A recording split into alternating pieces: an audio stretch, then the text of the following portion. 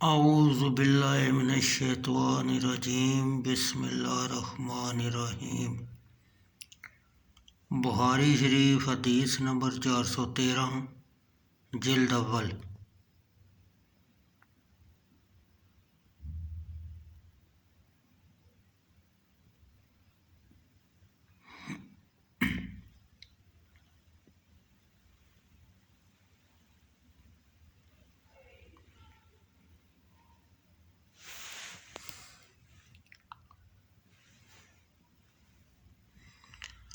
حضرت انس بن مالک رضی اللہ تعالیٰ عنہ راوی ہیں، رسول اللہ صلی اللہ علیہ وسلم جب مدینہ تشریف لائے تو مدینہ کی بلندی کی جانب ایک قبیلہ جو بنی عمرو بن اوف کے نام سے معصوم تھا تشریف فرما ہوئے اور ان کے ہاں 24 راتیں قیام فرمایا، اور آپ نے بنی نجار قبیلہ خزرج کے ایک گروہ جس کا نام تیم اللوت بن صلبہ جو عبد المطلب کے نہنال تھے کے لوگوں کو بلا بھیجا۔ وہ تلواریں عویزہ کیے ہوئے آپ کی خدمت میں حاضر ہوئے۔ حضرت انس رضی اللہ تعالیٰ عنہ فرماتے ہیں، گویا کہ میں رسول اللہ صلی اللہ علیہ وسلم کی طرف دیکھ رہا ہوں، وہ اپنی سواری قصوہ پر سوار ہیں، اور حضرت ابو بکر صدیق رضی اللہ تعالیٰ عنہ آپ کے پیچھے بیٹھے ہوئے ہیں، اور بنی نجار کے سرداروں کی ایک جماعت آپ کے ارد گرد ہے،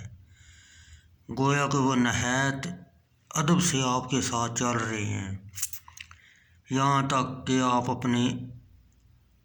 آپ حضرت ابو ایوب انصاری رضی اللہ تعالیٰ عنہ کے گھر کے صحن میں آپ نے اپنا کجاوا اتارا اور سامان وہیں ڈال دیا، یعنی آپ نے وہاں قامت فرمائی، اور آپ کو یہ پسند تھا کہ جہاں نماز کا وقت ہو جائے اسے وہیں ادا کر لیا جائے، اور آپ کبھی کبھی تو بکریوں کے باڑے میں بھی نماز پڑھ لیا کرتے۔ آپ نے مسجد کی تعمیر کا حکم دیا تو بنی نجار کے سرداروں کی ایک جماعت کو بلا بھیجا اور فرمایا، اے بنی نجار، تم اپنے اس باغ کی قیمت کا میرے ساتھ بھاؤ طے کر لو۔ انہوں نے کہا، اللہ کی قسم، ہم اس کی قیمت نہیں چاہتے مگر اللہ تعالیٰ سے اس کا اجر چاہتے ہیں۔